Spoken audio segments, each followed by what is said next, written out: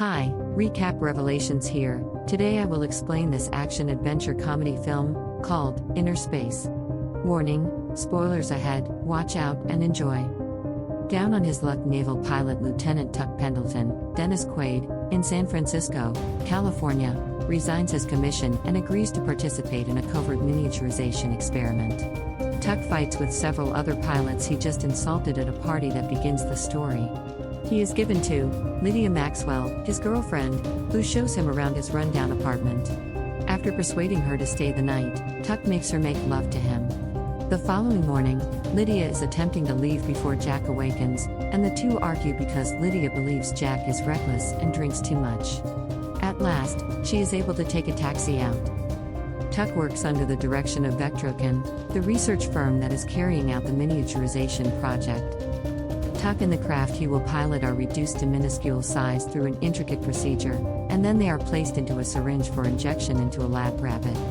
A rival group headed by scientist, Dr. Margaret Kanker, attacks the lab just as Tuck is about to receive his injection with the intention of stealing the miniaturization technology and taking control of the experiment.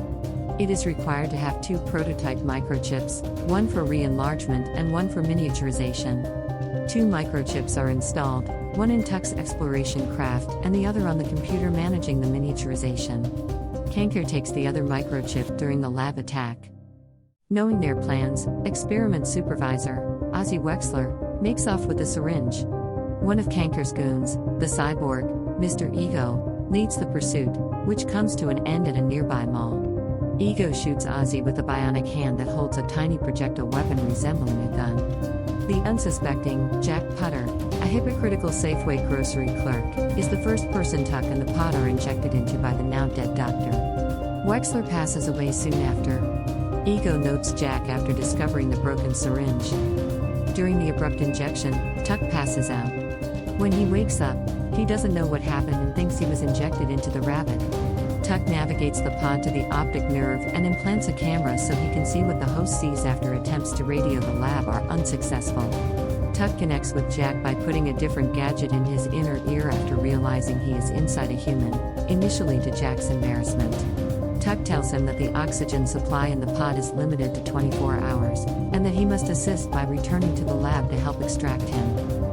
Jack visits the lab to speak with Pete Blanchard, the head of security, and Dr. Niles, following an embarrassing incident at work, and after consulting with his doctor, he asks Jack what went wrong, pointing out that the chips are prototypes and that the experiment security failed. To re-enlarge Tuck, Blanchard suggests they make new chips, but the process will take longer than Tuck can breathe. Tuck persuades Jack to leave the lab and look for Lydia. Jack gets in touch with Lydia, a reporter who has worked with the cowboy, a dealer of stolen goods. They find out that the cowboy intends to purchase the computer chip from Scrimshaw, maybe to resell it illegally. Tuck makes Jack feel better by having him knock the cowboy out. Tuck then turns on an experimental mechanism that manipulates Jack's facial muscles, changing his appearance to resemble the cowboy. Jack and Lydia meet with Scrimshaw in disguise as the cowboy in order to take the chip from him. But just as they're going to grab the chip, Jack unintentionally tells Kanker and Scrimshaw that he's a fraud. Using the torch integrated into his bionic arm, Scrimshaw intends to torture Jack by setting him on fire. Jack's genuine face emerges as his anxiety overrides the change in appearance. While Kanker and Scrimshaw locate the chip that was almost misplaced in the altercation, Mr. Ego apprehends Jack and Lydia and brings them to the lab. Unbeknownst to them, during their kiss while incarcerated, Jack and Lydia allow Tuck to enter Lydia's body through their saliva. After being brought to the lab, the crooks shrink Ego into a smaller, more advanced pod, which they then inject into Jack in order to find Tuck, murder him, and take the other chip that is connected to the pod. After injecting Ego, Jack and Lydia manage to get away, reclaim the chip, and force Kanker and Scrimshaw as well as everyone else in the lab to enter the miniaturization device at gunpoint. They only succeed in shrinking everyone to half of their original size, though, because they have no idea how to operate it. Now inside Lydia, Tuck discovers a developing fetus and knows she is carrying his child. Sam Cooke's Cupid, which is their song, is played on Lydia's eardrum to let her know what has happened.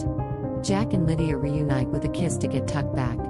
They hurriedly return to the lab to enlarge Tuck, not realizing that tiny replicas of Kanker and Scrimshaw are concealed in the rear seat. Finding Tuck in Jack's esophagus, Mr. Ego attacks Tuck while the villains try to capture Jack and Lydia. After disabling Ego's craft and repelling him for a short while, Tuck enters Jack's stomach and hangs over an acidic pool. Ego attempts to drill into Tuck's pod's cabin during his second attack after ejecting himself from his armored suit. Tuck informs his host that he may have seen a tumorous growth, which only serves to exacerbate Jack's anxiety. Jax also responds by making more gas in his stomach. Tuck breaks free and falls with a screaming Ego attached, dissolving him to his skeleton as soon as the pool is deep enough. Returned to the lab, Jack follows Tuck's instructions to force the pod out of his lungs by forcing a sneeze, realizing there are only a few minutes of extra oxygen left in the pod. Finding the pod on Dr. Niles' glasses, one of the lab scientists carefully removes it. Tuck is reunited with Lydia and meets Jack face to face after the pod and he are successfully expanded. The movie closes with Tuck and Lydia's wedding at Wayfarer's Chapel, where Tuck dons experiment chips as cuff links. It becomes clear when they get inside the limousine that Cowboy is the driver and that Kanker and the shrunken Scrimshaw are concealed inside a suitcase in the trunk. Jack recognizes the cowboy because he is now self-assured and in charge of his life. After saying goodbye to Wendy, his boss, and his doctor, he hops into Tuck's 1967 Mustang and chases after the limousine to save the newlyweds. If you love this recap from Recap Revelations, subscribe for more videos like this and support the channel, leave a like, and comment below. Thanks for watching.